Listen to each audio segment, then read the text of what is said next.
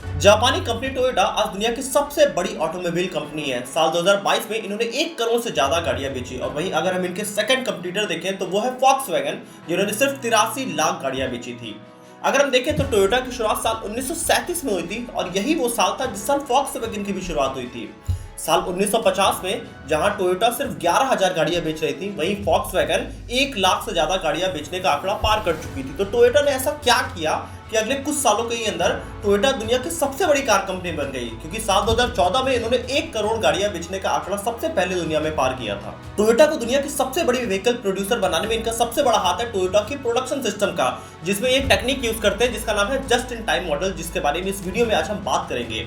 अगर हम इन बड़ी कार कंपनियों के एम्प्लॉय की प्रोडक्टिविटी देखने की कोशिश करें तो जहां फॉक्सवैगन का हर एक एम्प्लॉय करीब 12 गाड़ियां बनाता है, जनरल मोटर का एम्प्लॉय करीब 13 गाड़ियां बनाता है, फोर्ड का एम्प्लॉय 21 गाड़ियां बनाता है, वहीं टोयोटा का हर एम्प्लॉय करीब साल में 28 गाड़ियां बनाया करता है, जो कि एवरेज इंडस्ट्री से बहुत ज्यादा है।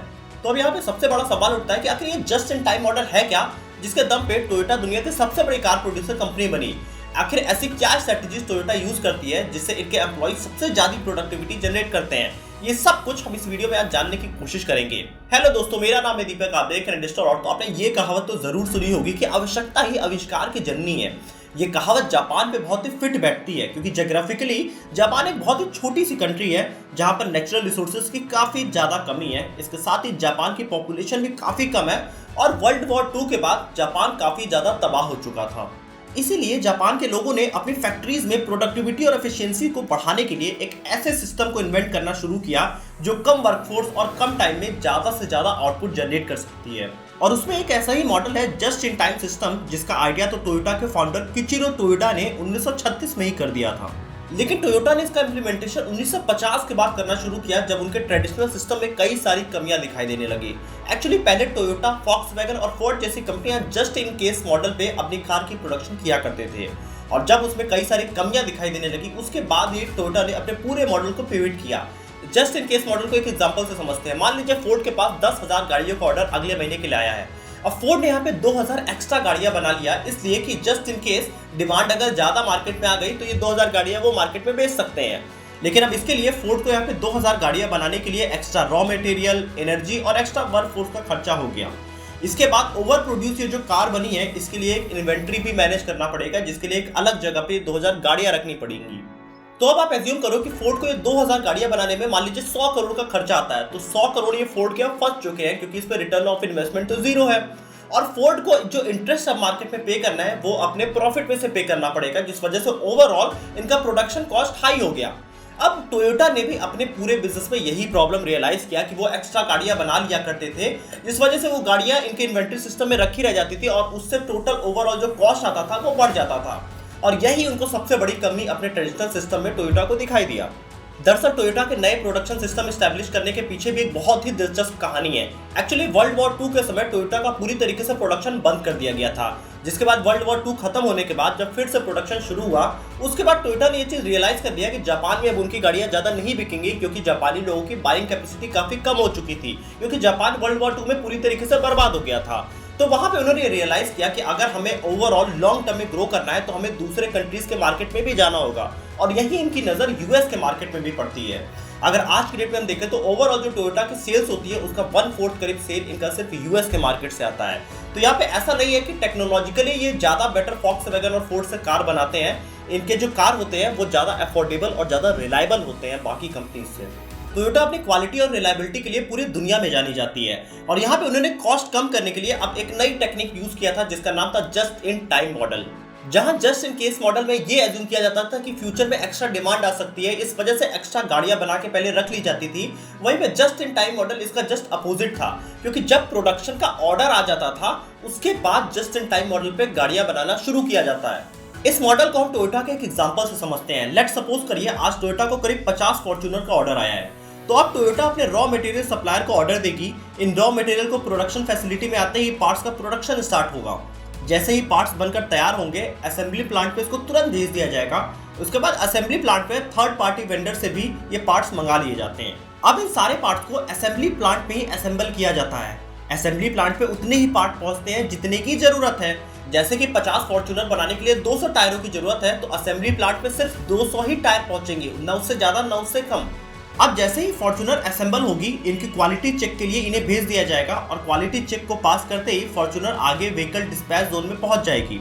व्हीकल डिस्पैच जोन से इनको डीलर्स के पास भेज दिया जाएगा और फाइनली डीलर से इनको डायरेक्टली कस्टमर को तुरंत डिलीवर कर दिया जाता है। तो यहाँ पे जस्ट इन टाइम मॉडल से टोयोटा को बेसिकली 3 बेनिफिट होते हैं। तो सबसे पहला बेनिफिट है कि यहाँ पे कोई ओवर प्रोडक्शन नहीं होता है। टोयोटा अपनी व्हीकल की मैन्युफैक्चरिंग ही करना शुरू करती है जब उनको ऑर्डर आ जाता है, और यहाँ पे वो बाकी कंपनी से आगे निकल जाते हैं क्योंकि कोई ओवर प्रोडक्शन नहीं हो जाता है, जिस वजह से वो एक्स्ट्रा कॉस्ट सेव कर लेते हैं, जहाँ पे फोर्ड और बाकी कंपनियां ये चीजें नहीं कर पाती है क्योंकि वो जस्ट इन टाइम मॉडल को नहीं यूज करती हैं। यहाँ पे टोयोटा का दूसरा बेनिफिट ये होता है कि यहाँ पे कोई भी एक्स्ट्रा इन्वेंट्री उनको बनाने की जरूरत नहीं है। तो यहाँ पे बहुत सारा पैसा तो सेव कर ही रहे, इसके साथ ही अगर वो एक्स्ट्रा इन्वेंट्री करेंगे तो एक्स्ट्रा जगह की जरूरत होती। तो ये सब कुछ टोयोटा अपना सेव कर ले रही है। यहाँ पे एक लीन एंटरप्राइजेज रिसर्च के अनुसार जस्ट इन टाइम सिस्टम से टोयोटा की इन्वेंट्री और उससे एसोसिएटेड करीब 90% तक कॉस्ट रिड्यूस हो जाता है। टोयोटा को यहाँ पे तीसरा बेनिफिट होता है उनके फास्ट लीड टाइम का। फास्ट लीड टाइम क्या होता है कि यहाँ पे एक मैन्युफैक्चरिंग प्रोसेस से दूसरे मैन्युफैक्चरिंग प्रोसेस के बीच का जो टाइम गैप होता है उसे हम लीड टाइम बोला करते हैं। तो यहाँ पे जस्ट इन टाइम सिस्टम से टोयोटा फास्ट व्हीकल प्रोड्यूस करती है कंपेयर टू अदर ब्रांड, और लीन एंटरप्राइजेज रिसर्च के अनुसार जस्ट इन टाइम से टोयोटा का लीड टाइम ट्रेडिशनल सिस्टम के कंपैरिजन में 80% तक कम हो जाता है। और इसका सबसे बड़ा एग्जांपल हमें टोयोटा के कोरोला से मिलता है। जब वो 1990 में कोरोला को लॉन्च किया तो वहां पे उन्होंने काफी फास्ट लीड टाइम से इसको कुछ ही महीनों के अंदर लॉन्च कर दिया था। लीड टाइम कम होने से जो ओवरऑल प्रोडक्शन टाइम होता है एक व्हीकल बनाने का वो काफी ज्यादा टोयोटा का कम हो जाता है। यहाँ पे हम अगर देखें तो टोयोटा अपनी एक गाड़ी 18 घंटों के अंदर बना लेती है, वहीं बाकी कंपनीज को फॉक्सवैगन या फोर्ड को देखें तो उन्हें करीब 25 घंटे लग जाते हैं।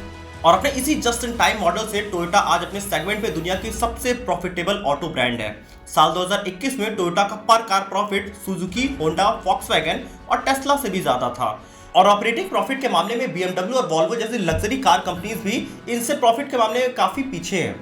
ऐसा नहीं है कि टोयोटा को इतनी सक्सेसफुल कार ब्रांड बनाने में उनकी लो प्राइसिंग सबसे बड़ा फैक्टर है। यहाँ पे उनकी क्वालिटी और उनकी रिलायबिलिटी भी बहुत ज्यादा मैटर करती है मार्केट में। जहां हम देखें यूरोपियन और अमेरिकन ब्रांड की रिलायबिलिटी रैंक एवरेज से भी काफी कम होती है, वहीं टोयोटा हर साल JD पावर व्हीकल रिलायबिलिटी की सर्वे रिपोर्ट में हमेशा टॉप 5 पे ही रहती है। टोयोटा की रिलायबिलिटी की बात आप इतने से ही समझ सकते हैं कि तालिबान जैसे बड़े टेररिस्ट ग्रुप के पास आपको मोस्टली जो कार दिखाई देंगी वो टोयोटा की हिलक्स दिखाई देगी या टोयोटा की पुरानी पिकअप वैन्स ही उनके पास दिखाई देगी। इसके साथ ही अगर हम टोयोटा की रिलायबिलिटी का सबसे बड़ा किस्सा देखें तो वो 1980 के चैडियन और लीबिया वॉर में देखने को मिलता है, जहां पे चैड कंट्रीज की आर्मी ने अपने 3 गुना बड़ी आर्मी को 400 टोयोटा की पिकअप ट्रक से हरा दिया था।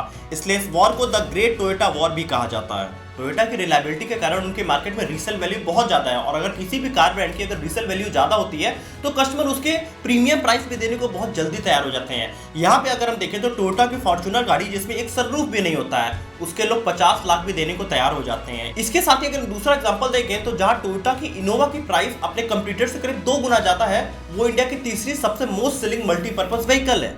ये सब कुछ टोयोटा की क्वालिटी और रिलायबिलिटी के कारण ही पॉसिबल हो पा रहा है, और इसका पूरा श्रेय जाता है उनकी रिसर्च और डेवलपमेंट टीम के ऊपर। अगर हम फाइनेंशियल ईयर 21 में देखें तो टोयोटा ने अपने रिसर्च और डेवलपमेंट पे करीब $9.87 बिलियन खर्च किए, जो कि फॉक्सवैगन और फोर्ड से कहीं ज्यादा है। और आज ही नहीं, टोयोटा शुरू से अपने फ्यूल एफिशिएंसी पे बहुत ज्यादा फोकस करती है, जिस वजह से उनको डेवलपिंग कंट्रीज जैसे कि इंडिया हो गई, यहाँ पे उनको काफी ज्यादा सक्सेस मिला। इसके साथ ही 1973 के ऑयल क्राइसिस में भी टोयोटा की कार की डिमांड यूएसए में बहुत तेजी से बढ़ने लगी, जिसके कारण 1965 में टोयोटा यूएस की तीसरी सबसे बड़ी इंपोर्ट करने वाली कार बन गई, और साल 1975 आते आते ये यूएस में सबसे ज्यादा इंपोर्ट करने वाली कार बन गई। आज अगर हम देखें तो इनका डोमिनेंस मार्केट में कम नहीं हुआ है, ये वहां के डोमेस्टिक प्लेयर से भी तेजी से मार्केट में ग्रो कर रहे हैं। टोयोटा एक इकोनॉमिकल कार कंपनी है, लेकिन उनकी रिसर्च और डेवलपमेंट टीम ने उनको इनोवेशन के मामले में काफी एडवांस बना दिया है। यही कारण है कि 1997 में टोयोटा प्रियस लॉन्च करी, जो कि दुनिया की सबसे पहली मास प्रोड्यूस हाइब्रिड कार बनी। और आज अगर हम हाइब्रिड कार के मामले में देखें तो टोयोटा के आगे कोई भी दुनिया में प्लेयर नहीं है। ये सब कुछ पॉसिबल हो पाया है टोयोटा के इनोवेशन की वजह से। टोयोटा हमेशा फ्यूचर में ज्यादा फोकस करती है कि मार्केट में आने वाले समय में क्या ट्रेंड बन रहा है। अगर इस पूरे वीडियो को हम समराइज करें तो टोयोटा ने उस समय अपनी पूरी स्ट्रेटेजी बदली जिस समय की उनकी कार जापान में मार्केट में नहीं सेल हो रही थी। उन्होंने रियलाइज किया अगर हम अपने फ्यूल एफिशिएंसी पे ज्यादा फोकस करेंगे तो हम इंडिया जैसी कंट्रीज में या फिर जितनी डेवलपिंग होने वाली कंट्रीज हैं उन सब कंट्रीज में हम तेजी से बढ़ सकते हैं। और वहां पे उन्होंने फ्यूल एफिशिएंसी पे फोकस किया, और इंडियन मार्केट में आप देखेंगे आज टोयोटा राज कर रही है। ये सब कुछ अपने फ्यूचर के विजन के अकॉर्डिंग पॉसिबल होता है। तो अगर आपको ये वीडियो अच्छी लगी है तो वीडियो को जरूर लाइक करिएगा, इस वीडियो को शेयर करिए ताकि लोग बिजनेस से रिलेटेड ज्यादा से ज्यादा चीजें समझ पाएं। ये टोयोटा का जस्ट इन टाइम मॉडल बहुत सारी कंपनियों ने बाद में कॉपी किया, क्योंकि बहुत तेजी से इससे प्रोडक्शन बढ़ाया जा सकता है और प्रोडक्शन कॉस्ट काफी ज्यादा कम किया जा सकता है। मैं ओप्पो मोबाइल में काम किया करता था, जहां पे ओप्पो मोबाइल की मैन्युफैक्चरिंग प्रोसेस पूरा हुआ करता है। वहां पे भी हमने जस्ट इन टाइम का एक मॉडल देखा था और बहुत तेजी से चाइनीज भी इस मॉडल को इंप्लीमेंट करके अपनी फोन की मैन्युफैक्चरिंग किया करते हैं। तो वीडियो अच्छी लगी तो वीडियो को जरूर लाइक करिएगा और शेयर करिएगा जरूर।